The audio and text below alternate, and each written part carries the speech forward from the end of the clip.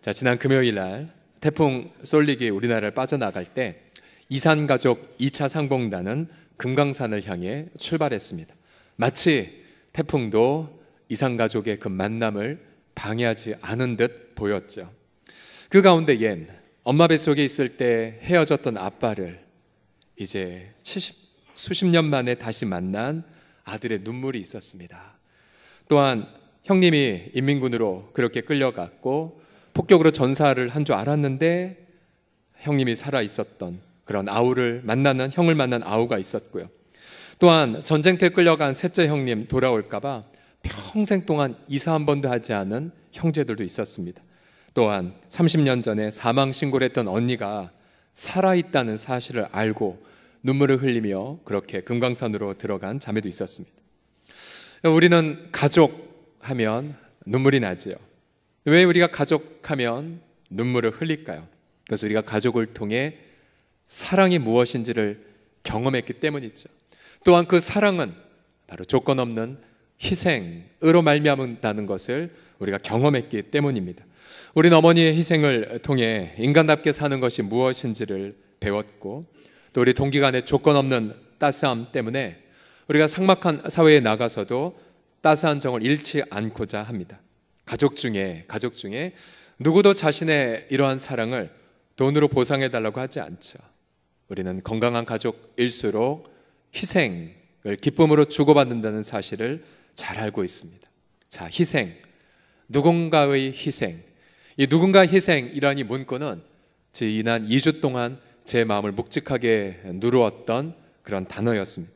오늘 본문에서도 요한복음 4장 38절에 예수님은 이렇게 말씀하시죠. 내가 너희로 노력하지 아니한 것.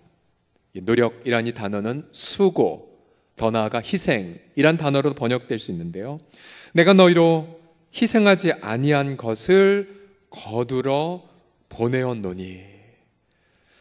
다른 사람들은 노력하였고 너희는 그들이 노력한 것에 참여하였다라고 말합니다. 여러분, 우리의 인생은 누군가의 희생의 열매로 이루어지고 있습니다. 복음 진리를 지키기 위해 자신의 인생을 희생한 믿음의 선배들, 또 하나님의 영광을 위해 자신의 생명을 바친 이들을 보십시오.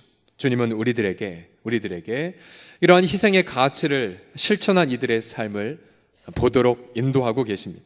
여러분, 만약에 이 삭막한 세상 속에서 희생이라고 하는 가치가 사라졌다면 여러분, 이 세상은 어떻게 보일까요? 아마 이 세상은 말 그대로 약육 강식의 정글이 되어버렸겠죠.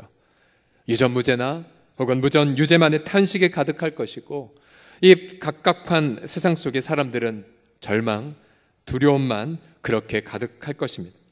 그래서 이 세상, 물론 이 세상 자체는 아름다운 것이 없죠. 육신의 정욕, 안목의 정욕, 이생의 자랑뿐인 이 헛된 이 세상, 그래도 그나마 이 세상이 아름다운 것은 누군가의 희생의 가치가 빛나고 있기 때문이 아니겠습니까? 나를 위해 대신 울어주는 자들, 또 우리도 누군가를 위해 눈물을 흘리고 있기에 우리도 그래나마 이 세상을 살아볼 만한 가치가 있습니다.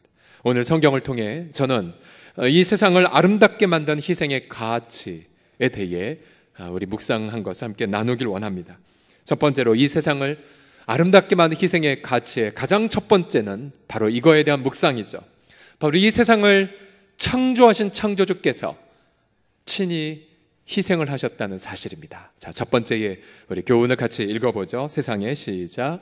세상의 창조주께서 친히 희생을 하셨습니다.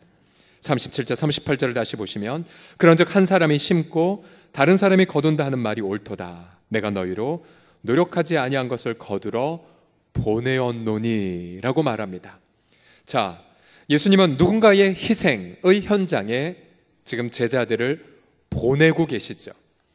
자, 이 제자들을 보내시는 예수님, 그 예수님을 가리켜 요한복음은 무엇이라고 소개합니까? 요한복음 1장 1절에 따르면 그를 가리켜 태초에 말씀이 계셨는데 이 말씀은 하나님과 함께 계셨으니 이 말씀은 곧 하나님이시고 만물이 그로 말미암아 지어졌마 되었는데 아마 어떠한 것도 모든 것이 다 그로 말미암아 지어졌노라는 말로 시작됩니다. 즉 요한복음은 예수 그리스도를 가리켜 이 세상을 창조하신 하나님으로 소개합니다. 그런데 14절을 가보면 그 창조주 하나님이 무엇으로 희생하셨습니까? 14절 같이 읽어보죠. 1장 시작. 말씀이 육신이 되어 우리 가운데 거하심에. 자, 만물의 창조주께서 연약한 피조물이 되셨습니다. 여러분, 것이 잘 와닿지 않는다면 여러분 이렇게 연상하셔도 돼요. 여러분, 이번 여름에 더워서 모기도 별로 안 보이지만 어느 날 여러분들이 갑자기 모기가 되셨습니다. 모기도 안 와닿다면 어느 날 여러분이 갑자기 바퀴벌레가 되셨다고 생각해 보십시오. 어찌 그런 일이, 그런데 그러한 일이 바로 요한복음 1장에서 이루어진 것이죠. 사람은 죄를 이 세상에 가져온 원흉인데 창조주는 바로 죄의 오명을 친히 뒤집어 쓰셨기 때문입니다. 그는 인간의 모든 연약함도 체험하셨죠. 그래서 우리가 오늘 요한복음 4장 전체를 읽지 않았지만 예수님은 길 가시다가 피곤하여 우물 곁에 그대로 철퍼덕 앉기도 하셨고요. 또한 예수님이 십자가에 못 박히셨을 때 요한복음 19장을 보면 내가 목마르다라고 절규하셨습니다. 창조주의 희생은 이것만이 아니죠. 요한복음 1장 4절에 보면 예수님은 사람들의 생명의 빛이라고 말씀하셨지만 그러나 예수님은 그 생명을 내려놓기 위해 이 땅에 오셨죠. 같은 요한복음 1장 29절을 보시면 보라 세상 죄를 지고 가는 하나님의 어린 양이로다. 예수님은 이처럼 우리 죄를 위한 희생의 속죄의 제물이 되어셨습니다. 자, 여러분 보세요. 우리 인생을 창조하신 창조주가 이처럼 친히 희생하셨다는 사실을요, 사람들은 인생을 살아가면서 내가 좀 더 많이 벌고 좀 더 높아지고 좀 더 안락하게 하는 삶을 추구하죠. 그러나 우리가 사는 이 세상의 창조주께서는 처음부터 희생의 가치를 보여주셨다는 그 사실을, 그래서 여러분 우리 인생의 이 진로는 창조주의 모본을 조차 희생이라는 가치를 넣지 않는다면 우리 인생의 다음 스텝을 알 길이 없습니다. 우리가 흘리는 인생의 수많은 눈물들, 아픔들, 애통들, 이 희생이라는 안경을 껴야 비로소 해석될 수가 있지요. 거창고등학교의 직업선택의 10계명 여러분 들어보셨습니까? 하나, 월급이 적은 쪽을 택하라. 둘, 내가 원하는 것이 아니라 나를 필요로 하는 것을 택하라. 넷, 모든 조건이 갖추어진 것을 피하고 처음부터 시작해야 하는 황무지를 택하라. 다섯, 앞을 다투어 모여드는 곳은 절대 가지 마라. 아무도 가지 않은 곳으로 가라. 여섯, 장래성이 전혀 없다고 생각되는 곳으로 가라.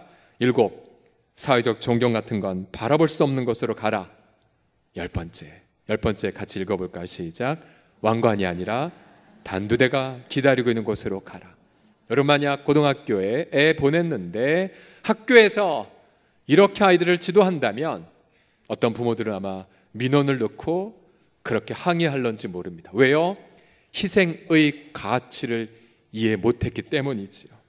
그러나 이 거창고등학교는 이런 역설적인 희생의 진리를 아이들로 가르침을 통해 오히려 아이들은 자신의 미래의 진로를 오히려 잘 해석하고 사회에 아주 귀한 소중한 리더로 지금도 쓰임받고 있지 않습니까?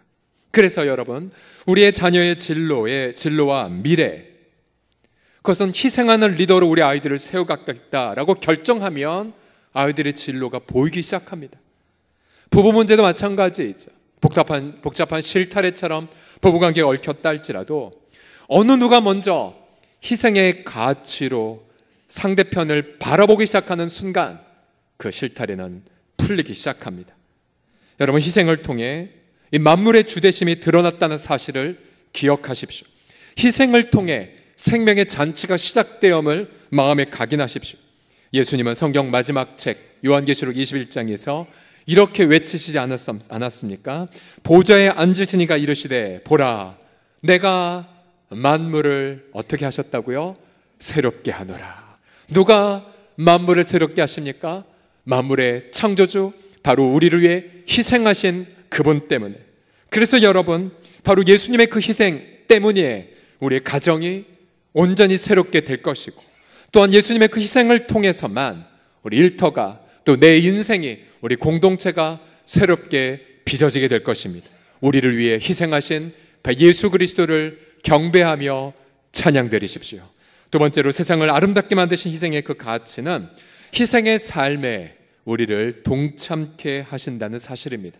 두 번째를 같이 읽어보겠습니다. 시작. 희생의 삶에 우리를 동참케 하십니다.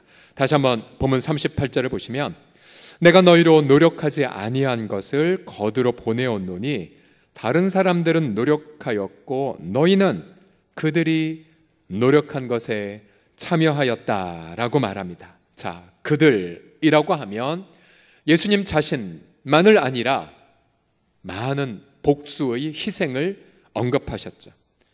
오늘 이 본문은 우리가 배경을 읽진 않았지만 어느 한 익명의 사마리아 여인에게 예수 그리스도께서 찾아가셔서 복음을 증거한 이야기입니다. 자, 이 본래 이 여인은 남편이 5이나 과거에 있었지만 지금 있는 남자도 남편이 아닌 아주 부도덕한 여인이었죠. 그는 사람들의 시선을 피하기 위해 햇볕이 내리쬐는 정오에 물을 길러 올 만큼 죄책감, 정죄감이 가득한 여인이었습니다. 그러나 예수님은 그녀를 찾아가셨죠. 복음을 증거하셨습니다. 그리고 그 여인에게 영생의 선물을 주신다고 약속하셨고, 또 그 영생의 선물은 하나님을 어느 곳에서도 만날 수 있는 예배를 통해 체험할 수 있음도 알려주셨습니다. 여인은 늘 죄책감과 정죄감 속에 그렇게 사람들을 피하고 살았지만 그 여인은 예수님을 통해 자신같이 불결한 여인도 하나님을 만날 수 있다는 소식을 전해봤습니다. 요한복음 4장 28, 29절을 보시면 여인은 예수를 만나고 나서 이러한 작은 수고를 했습니다. 여자가 물동이를 버려두고 그 다음 자신에게 손가락질했던 그 동네 한복판으로 들어가 사람들에게 말하죠. 내가 행한 모든 일, 과거의 추악한 죄악을 알매도 불구하고 나 같은 여자도 하나님 만날 수 있다고, 나 같은 자도 영생의 선물을 받을 수 있다고 말한 분이 왔다. 이가 그리스도가 아니냐. 예수님은 그 장면을 보고 기뻐하셨죠. 제자들이 양식을 사러 갔다 왔지만 먹는 것도 잊으셨습니다. 34절 다 같이 읽어보죠. 시작. 나의 양식은 나를 보내신 이의 뜻을 행하며 그의 일을 온전히 이루는 이것이니라 라고 말씀하실 정도였습니다. 자, 보세요. 다시 이 본문의 이 제자들은 예수님의 창조주의 희생, 그 다음 그를 만난 여인의 작은 수고, 제자들은 아무것도 한 것 없지만 그러나 앞선 이들의 희생에 동참했을 뿐이었습니다. 앞서 저는 지난 2주간 누군가의 희생이라는 그 단어에 제 마음이 계속 붙들렸다고 말씀드렸죠. 오늘 본문에서 특별히 학자들은 다른 사람들의 노력에 대해 좀 더 확대하여 앞선 이 구약 성경의 선지자들이라고까지 해석합니다. 여러분, 수많은 선지자들은 장차 오실 그리스도의 죽으심과 다시 사심을 증거하기 위해 무수히 많은 고난을 감내했죠. 예를 들어 어떤 선지자는 물이 없는 구덩이에 던져지기도 했고, 또한 낯선 나라에 끌려가기도 했으며, 또 어떤 선지자는 제단 사이에서 돌에 맞아 죽임도 당했고, 이사야 같은 선지자는 톱으로 켬을 당하는 그런 순교를 당했다라고 전해질 정도입니다. 수많은 이들의 희생 때문에 구약 성경이 완성되었죠. 그리고 완성된 구약 성경 위에 신약 성경의 시대가 열렸습니다. 앞서 우리 주영이가 또 일부 예배 때는 14살의 한영 군이 간증을 했는데요. 이번 비전 트립 가운데에 우리 대부분의 참여자들이 가장 강렬한 도전과 감동을 받은 것은 앞서 나누었던 얀 후스가 설교했던 베들레헴 채플이었습니다. 우리가 직접 그 채플에 들어가 함께 찬양하고 기도하는 시간을 가졌거든요. 프라하 대학의 학장 후스, 그가 성경을 읽다가 복음 진리를 깨달았습니다.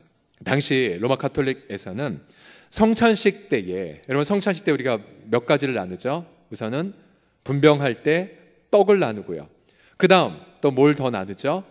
분잔하면서 우리가 즉 포도주를 함께 나누죠. 그런데 그 당시에 로마 가톨릭에서는 분병은 평신도들의 목, 그러나 분잔은 사제의 몫이다 라고 했다고 합니다. 그러나 후서는 성경을 통해 모든 성도들은 하나님 앞에 동등한 제사장들임을 깨닫고 분잔을 시행하죠. 그래서 그 당시에 이 개혁된 이 프라하의 교회의 이 상징이 무엇이었냐면, 우리는 분잔을 한다, 성경을 쫓아 분잔한다라고 하는 이 컵 모양이 이 개혁교회의 상징이었습니다. 그래서 지금도 프라하 시내 곳곳에 있는 개혁교회들은 이 잔 모양으로 마크가 되어 있습니다. 잔 모양으로. 그러나 후스가 이 성경의 양심을 좇아서 베들레헴 채플에서 열심히 복음을 증거했는데요. 베들레헴 채플은 어떠한 성인들의 성상도 하나도 있지 않습니다. 그러나 그는 이단으로 파문되었고 콘스탄츠에서 화형을 당했죠. 그러나 그는 선포했습니다. 제가 몇 번 여러분에게 말씀드렸죠. 너희는 나를 태워 죽이지만 100년 후에 백조가 날아올 때 그를 막을 수 없으리라. 실제로 약 100여 년 후에 마틴 루터가 성경을 통해 오직 은혜, 오직 믿음, 오직 그리스도란 복음 진리를 깨닫고 담대히 선포하죠. 그러다가 그가 보름스에, 우리 아까 조영이가 간증했던 그 보름스에 소환되어 신문을 당합니다. 사람들은 그를 취조했죠. 너도 그 악명 높은 후스파냐? 그때 루터는 담대히 선포합니다. 후스는 성경의 진리를 깨달은 자들이요, 너희가 나를 후스파라고 정죄한다면 그로써 나도 후스파입니다. 오늘날 우리가 복음의 자유를 이처럼 누리는 것은 바로 이런 선배들의 희생 때문이었습니다. 그래서 그날 프라하의 그 전체의 수많은 아름다움보다 이런 믿음의 선배들의 숭고한 희생이 아름다움으로 다가왔죠.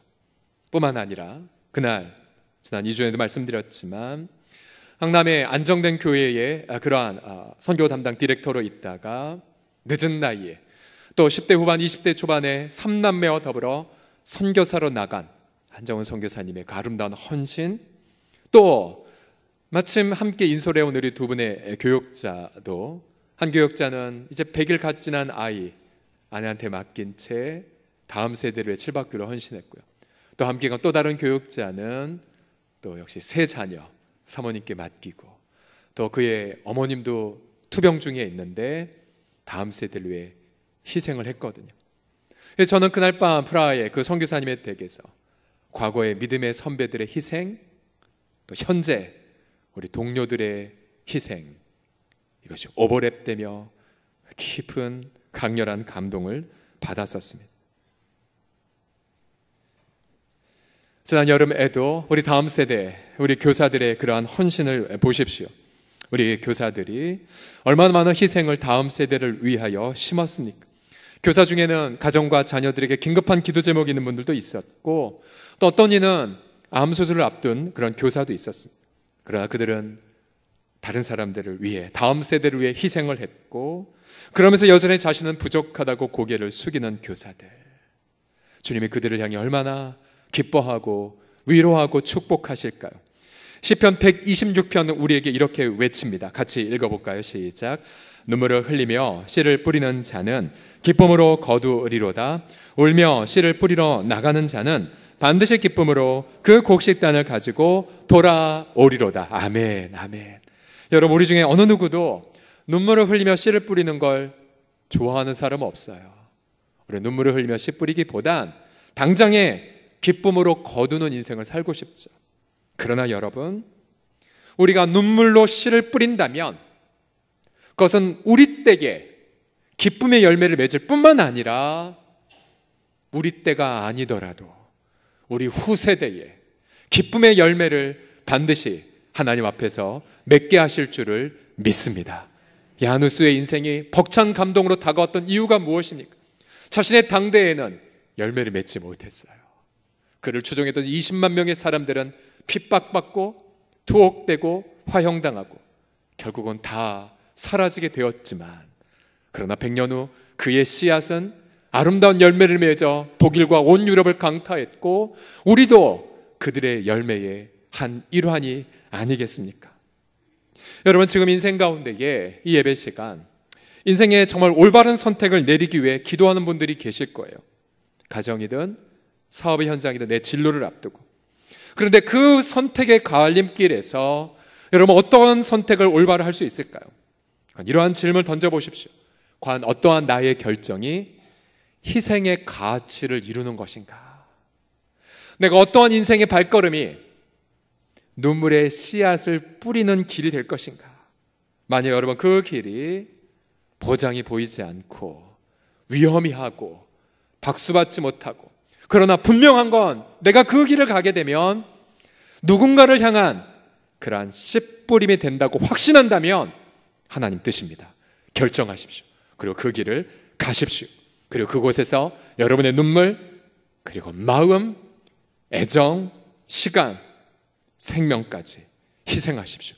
그 희생을 통해 하나님의 때에 누군가를 향한 기쁨의 아름다운 열매가 여러분의 씨뿌림을 통하여 아름답게 맺혀지게 될 줄을 믿습니다.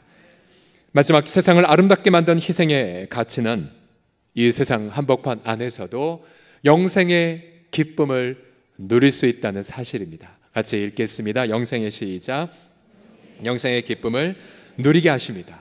자, 본래 오늘 본문의 이 배경인 사마리아는 우리나라처럼 같은 민족이었지만 북한과 남한이 나뉘었듯이 유대인들도 남쪽의 유다와 북쪽의 사마리아로 나뉘어 있었습니다. 안타깝게도 북쪽의 사마리아는 수세기 전 아수르라는 제국에 의해 침탈을 당하고는 혼혈 정책을 통해 민족이 다 뒤섞인 곳이었습니다. 그래서 남쪽의 유대인들은 사마리아 사람들을 더럽다 했고, 사마리아 사람들은 그래도 우리가 여길 지켰는데 우리가 정통이라고 주장했죠. 그래서 대부분 유대인이었던 제자들 가운데는 어떤 누구도 사마리아에 과연 예수를 믿을 사람이 있을까? 사마리아에 영생을 받을 자가 있을까? 회의적이었을 것입니다. 그러나 막상 가보니 가장 부도덕하고 가장 예수를 믿지 않을 것 같은 한 여인이 본인의 물동이를 버려두고 전도자가 되지 않나. 또 그 여인, 부도덕한 여인의 말을 듣고 수많은 마을 주민들이 예수님께로 나와 말씀을 듣고, 그리고 말씀을 듣다가 결국은 예수님을 가리켜 이렇게 고백하죠. 당신은 세상의 구세주입니다. 그래서 이러한 이 영생의 열매를 맺는 그 현장을 보고 예수님은 이렇게 제자들에게 말합니다. 요한복음 4장 35절을 보시면, 너희는 넉 달이 지나야, 한참 지나야 추수할 때, 즉 영혼의 그러한 기쁨을 이루겠다고 하지 않았느냐. 그러나 나는 너희에게 이르노니 너희 눈을 들어 밭을 보라. 봐, 저 사마리아 여인의 기쁨. 봐, 이 수많은 사마리아 사람들의 그 기쁨을. 그럼 36절 이렇게 말씀하셨어요. 같이 읽겠습니다. 시작. 거두는 자가 이미, 36절입니다. 시작. 거두는 자가 이미 삭도 받고 영생에 이르는 열매를 모으나니 이는 뿌리는 자와 거두는 자가 함께 즐거워하게 하려 함이라. 아멘, 아멘. 예수님이 씨를 뿌리셨죠. 사마리아인의 작은 수고가 있었죠. 제자들은 한 건 하나도 없었지만, 그러나 이 한복판에 있는 영생 얻은 기쁨에 참여한 자가 되어 이 사마리아의 잔치가 벌어지게 됐습니다. 여러분, 이 세상 사실 아름답지 않아요. 아무것도 흠모할 만한 것이 없어요. 그럼에도 불구하고 이 세상이 그래도 살만 나게 만드는 원동력이 무엇입니까? 그건 이 세상 가운데에 누군가를 향해 희생을 하고, 또 그 희생을 통해서 영생을 누리는 기쁨을 우리가 경험하고 있기 때문이 아닙니까? 여러분, 영생의 기쁨이 무엇입니까? 여러분, 우리 공동체 새로 등록하시면 새 생명 과정을 반드시 이수하게 되어 있죠. 새 생명 내용은 다른 것이 아니에요. 예수 그리스도의 복음, 그리고 그 복음을 받아들인 자는 바로 이 땅에서 내가 구원받았다는 것을 확신할 수 있다라고 하는 사실이죠. 내가 이 세속의 한복판 안에서 영생을 받았음을 기뻐할 수 있다는 사실입니다. 여러분, 영생을 받은 것에 대한 확신을 가지고 계십니까? 여러분, 영생을 받은 것에 대한 기쁨을 누리고 계십니까? 이 사마리아 여인처럼 나의 추악한 모든 과거가 예수 십자가로 다 덮어지는 그 감격, 그래서 나 같은 자가 아무 때나 어디서든지 살아계신 하나님을 예배할 수 있다는 이 감격, 여러분이 감격. 오늘 일상의 삶으로 돌아가시기 전 이 영생받은 이 기쁨을 온전히 회복받고 영생의 기쁨이 충만하게 넘쳐나시기를 예수님의 이름으로 축복합니다. 영생의 그 기쁨 가운데는 이처럼 죄 용서의 감격이 있고, 또한 앞서 이 사마리아 여인, 남자들을 그렇게 많이 만났어도 여전히 갈급한 이 여인, 사람에게서 채우지 않는 그 온전한 만족감을 하나님에게서 얻죠. 영생의 기쁨, 예수님이 영생의 기쁨을 위해 자신의 생명을 이렇게 내려놓으셨습니다. 요한복음 12장 24절 우리 마지막으로 같이 읽겠습니다. 시작. 내가 진실로 너희에게 이르노니 한 알의 밀이 땅에 떨어져 죽지 아니하면 한 알 그대로 있고 죽으면 많은 열매를 맺느니라. 아멘. 여러분, 누군가 이렇게 하소연할 수가 있어요. 하나님, 내가 언제까지 눈물로 씨 뿌려야 돼요? 하나님, 왜 내 기도에 응답 안 하세요? 하나님, 왜 제 탄식은 외면하세요? 내 죄 때문인 것 같진 않은데 언제까지 고난이 계속되죠? 근데 그 순간 우리 주님은 분명히 말씀하세요. 보라, 내가 너를 사랑하여 나의 생명을 이처럼 바쳤다는 사실을, 내가 내 속에 네 붉은 피를 너를 위해 남김없이 이 땅에 쏟아 부었단다. 나는 2000년 전에 나를 너를 위해 씨앗을 뿌렸고 나는 2000년 동안이나 너라는 열매를 기다렸단다. 우리는 결코 부인할 수 없는 그 사랑의 증거를 바로 예수님의 그 씨 뿌린 희생을 통해 확인을 하게 되죠. 그리고 우리는 그 속에서 위로와 용기를 받게 됩니다. 여러분, 교회 공동체가 아름다워지려면 다른 것이 없어요. 그것은 바로 희생의 가치로 교회 공동체가 가득히 채워져야만 합니다. 여러분, 세상 사람들이 교회 공동체를 욕하는 이유가 단 한 가지예요. 왜 너희는 우리와 똑같이 살아가려고 하냐고, 왜 너희 공동체 하나 살려고 모든 희생의 덕목들을 벗어버리냐고 비난하고 있는 것 아닙니까? 교회 공동체는 아무리 선한 기회가 온다 할지라도 우리는 수익사업을 하지 않죠. 우리는 오히려 거룩한 낭비, 비효율적인 성결함, 우리는 그러한 가치들을 골라서만 하게 됩니다. 그리고 우리는 기도하죠. 우리 인생의 마지막, 예수님의 자신의 인생의 마지막을 십자가의 희생으로 이루신 것처럼 우리 인생의 마지막도 희생을 이루어가며 살게 하여 주시옵소서. 그래서 내 성숙, 그리고 나의 그런 신앙의 깊이, 그건 오래 교회 다닌 연수로 증명이 안 되죠. 교회 직분으로도 증명이 안 됩니다. 다만 내가 올해 작년보다 조금 더 희생했고, 내가 올해 작년보다 더 많이 내려놓았습니다라는 고백을, 사람 앞에는 자랑이 되니까 하지 못하지만 불꽃 같은 주님의 눈앞에서 우리 양심이 고백할 때 그는 진정한 영적인 성숙을 누려가고 있는 것입니다. 여러분, 인생에 살아가면서 갑자기 인생의 마음이 허전하고, 그리고 자꾸만 내 신앙이 꺼져가는 걸 느끼시는 분들이 있으세요. 왜 그런 줄 아세요? 그것은 내가 정말 거두는 기쁨만을 추구했지 예수 그리스도처럼 누군가를 향한 희생의 삶을 어느덧 포기했기 때문입니다. 우리가 어제 우리 가평 교원 비전센터에 약 140여 명의 사람들이 모여 섬김이 수련회를 가졌습니다. 가보니까 태풍이 온다고 굉장히 좋은 시설인데 다 취소했대요. 그래서 굉장히 좋은 넓은 시설인데 우리만 마음껏 누렸습니다. 잔디밭, 호수, 좋은 시설 우리만 다 누렸는데요. 아침에 예배를 드리고 또 산책을 하고 또 오후에 또 강의를 듣고 또 운동회도 하고 또 맛있는 것도 먹고 또 그런 시간을 가졌습니다. 1년에 몇 차례 안 되는 위로의 시간이죠. 그러나 여러분, 이 섬김이들은 도대체 뭘 섬기기 위해 그렇게 부름받은 줄 아십니까? 눈물을 뿌리기 위해, 또 시간을 허비하기 위해, 또 마음을, 때로는 수수하게 많은 바람만을 경험한다 할지라도 마음을 내어놓기 위해, 또 애정을 나누고 기도의 씨앗을 뿌리기 위해 거두는 자의 기쁨보다 씨 뿌리는 자의 신실함을 택하기 위해 우리 섬김이들은 지금 기도로 여러분들을 만날 준비를 하고 있습니다. 우리 교회 공동체, 섬김이들, 또 우리 다음 세대, 우리 교사들, 또 무수하게 많은 이들이 이러한 희생의 가치들로 오늘도 이 주일을 가득히 채워가고 있습니다. 그러하게 여러분, 저도 그렇고요, 여러분 모두는 누군가의 희생의 열매입니다. 열매예요. 누군가의 희생의 열매. 그렇다면 우리는 그걸 깨달았다면, 우리 인생의 다음 스텝을 이렇게 결정하게 되면, 그러면 나도 빚진 자인데 나도 누군가를 위해 희생하렵니다. 만약 그런 마음을 품으셨다면 인생의 진로가 보이기 시작할 거예요. 인생의 다음 스텝이 여러분 선명히 보이기 시작할 겁니다. 혹시나 여러분이 속한 가정이나 혹은 여러분의 공동체가 아름답게 보이지 않거나 덜 아름답거나 때로는 추악하게 보여 도망가고 싶으실 때가 있습니까? 네, 그때 주님은 이렇게 말씀하세요.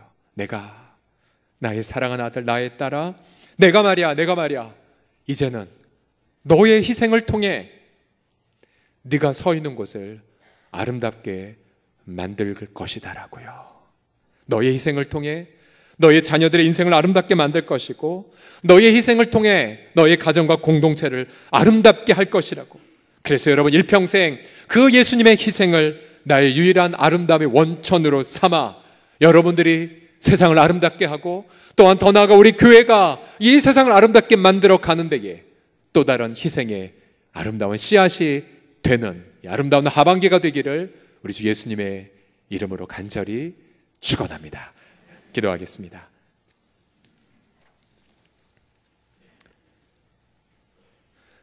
먼저 우리 창조주의 희생, 우리 그 앞에 나아가 경배를 드리시고 숙연한 감사를 고백하시고요. 또한 내 인생의 갈림길에서 거두는 자의 기쁨보다 씨 뿌리는 자의 눈물을 택하겠노라고 결단하시고, 나의 희생으로 인해 나의 가정, 일터, 내 공동체, 이 사회 아름답게 빚어주세요. 같이 시간 경배와 결단과 회개의 기도 드립시다. 기도합시다.